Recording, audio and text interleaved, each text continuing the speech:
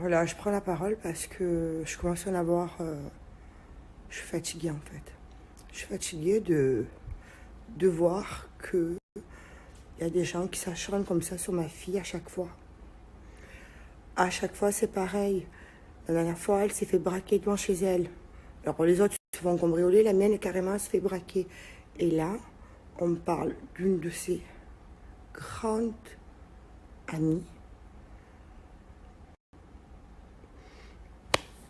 J'avais confiance en cette personne et qui, en plus de la mettre à l'envers, essaie par tous les moyens de détruire ma fille. Et maintenant, ma fille, elle vit à Dubaï. Je suis même pas près d'elle pour la réconforter, pour être près d'elle, pour l'embrasser, pour lui dire maman, tout va bien se passer. Non, moi je suis coincée à Marseille. Vous savez ce que ça fait une mère de découvrir ces images d'horreur, ces conversations sur mon enfant, mon propre enfant. Elle qui, je sais pas moi, elle est sympa avec eux, elle leur fait pas de mal, elle est cool, elle est fidèle en amitié. Mais non, mais non. C'est destruction sur destruction. La dernière fois, c'était pareil. Il y a 2 semaines de ça, j'ai entendu une mère maudire ma fille. Et là, c'est ça, son ami qui essaye de la détruire par tous les moyens en faisant du vaudou sur elle. Comment voulez-vous qu'elle réagisse? Comment voulez-vous qu'on fasse confiance à des personnes après? Est-ce que c'est normal de subir ça? Je me suis calmée, mais le pire, c'est que, vous comprenez, je suis pas près d'elle. Donc même si je lui parle tout le temps, je lui dis, Maëva, reprends ta vie, c'est pas grave, Mamoun. Reprends ta vie, fais tes snaps, continue ta vie. Mais quand je la vois affectée à ce point-là, à pleurer comme elle a pleuré, à être choquée, je suis choquée, moi, je suis sa mère. Et je suis choquée de ce que je viens de voir, et de ce que j'ai entendu, ce que j'ai lu. Si vous saviez à quel point les gens sont cruels, ils sont méchants, ils sont mauvais. C'est pas possible. Tout ça, pourquoi le soleil, il se lève pour tout le monde. Tout le monde a le droit de briller. C'est pas la fin du monde. Mais le pire, c'est que c'est son ami, c'est son ami.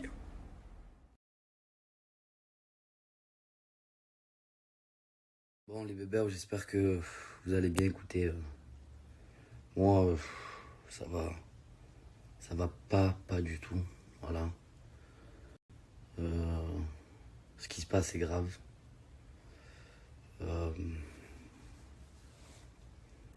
Tout ce que je vois, enfin, tout ce que j'ai vu là maintenant, c'est incroyable mais vrai. Sachant que, voilà, Maëva, c'est une personne qui a tout donné pour Carla, qui l'a jamais trahi au final. Et au final, ben, on apprend ça et c'est quand même très très dur. C'était sa meilleure amie, c'était sa confidente, ça fait très longtemps qu'elles se connaissent.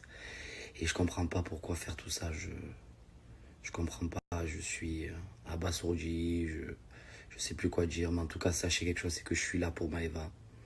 Ne vous inquiétez pas que je prends soin d'elle. Voilà, et ne vous inquiétez pas, même si Maëva n'est pas dans son bon mood. Mais je suis là pour elle. Donc j'essaye un peu de lui changer les idées, j'essaye un peu de la faire rire, j'essaye voilà, de lui changer les idées, même si c'est dur pour elle. C'est très très dur pour elle.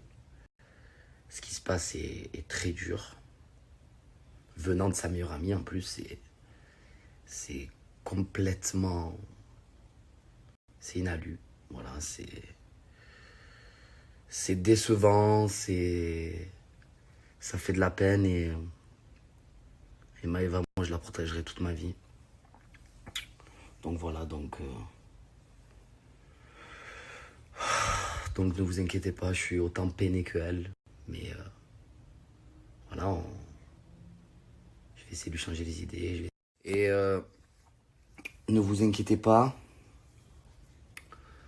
Maëva elle est entourée quand même, elle n'est pas toute seule, ne vous inquiétez pas. Je suis là, on est là, Et je serai là pour elle toute ma vie, elle le sait. En fait, Maëva, quand elle est triste, je suis triste. Quand elle est heureuse, je suis heureux, tout simplement. Et voilà, j'essaye de tout faire voilà, pour qu'on essaye de monter, cette montagne et qu'on la redescende. Voilà. Les déceptions dans la vie, on en a tout le temps, hein, mais là, c'est vrai que c'est très très dur. C'est très très dur. C'est comme ça. Ça me fait de la peine. Je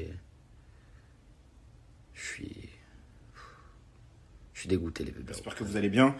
Juste pour vous faire un petit récap de la sur le parti, ça sert à rien de se mettre derrière les côtes de la petite Carla, parce que moi je pense qu'elle ne savait même pas ce qu'elle était en train de faire.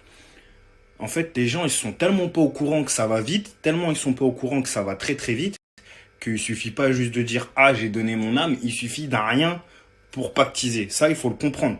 Il y a beaucoup de gens qui ne savent même pas de quoi je parle, il y a beaucoup de gens qui savent même pas ce qui se passe réellement dans le queutru. Moi, je pense vraiment qu'elle a été prise dans la spirale parce qu'il y a tellement de mauvaises personnes derrière elle, des grosses têtes qui vont bientôt tomber, je l'espère, qui lui ont fait croire que voilà, c'était normal, c'était commun, tu vois. Genre, en gros, vas-y, demande ça à cette personne, t'inquiète, ça va arriver.